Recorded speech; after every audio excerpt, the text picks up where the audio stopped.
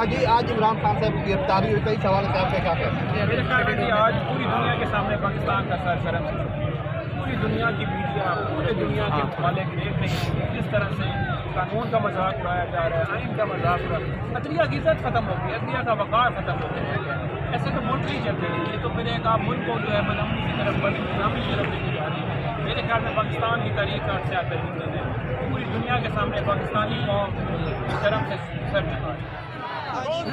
Pakistan imported حکومت imported حکومت imported حکومت امپورٹڈ حکومت امپورٹڈ حکومت امپورٹڈ حکومت یہ ظالم حکومت لیں گے عمران خان عمران خان عمران خان امپورٹڈ حکومت